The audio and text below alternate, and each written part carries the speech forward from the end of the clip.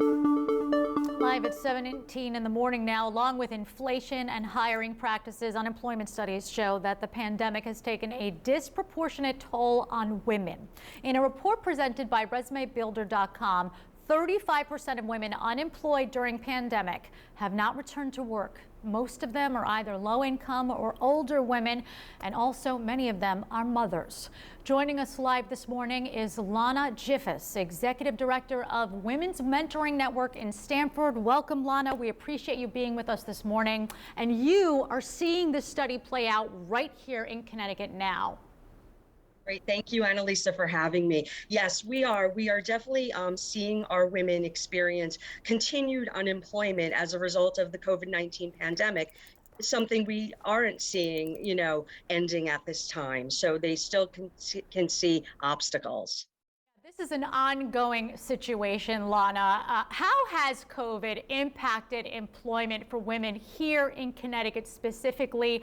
Obviously, many mothers we know have had to deal with remote learning. Even today, there are some people that have to deal with their children being quarantined for extended amounts of time. It's a disruption. All of this has a major result to it. Correct, exactly. The women are, the women that we work with are in positions that are mainly women, positions that women hold in the state. So in healthcare and administrative position in hospitality.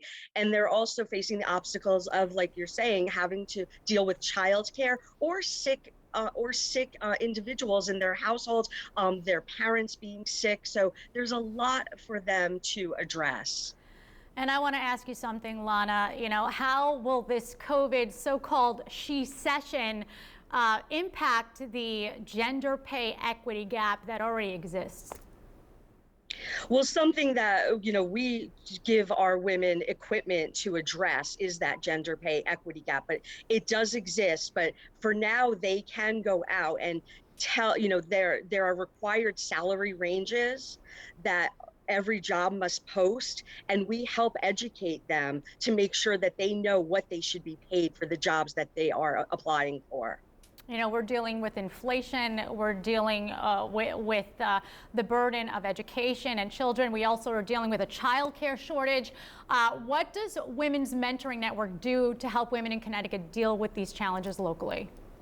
Right. So we are providing our clients with the foundational tools so that they can go out and make sure that they are a strong candidate for the position. So we're helping them find jobs, apply for jobs, search for jobs. We're teaching them how to interview online. And we are looking to try to address the digital divide, which is a major concern right now. Our women are hesitant to go back into the workforce because of COVID-19. Yeah. So we're trying to educate them about, everything that they Lana Jiffis, thank you, Executive Director of Women's Mentoring Network in Stamford. We appreciate you for joining us this morning.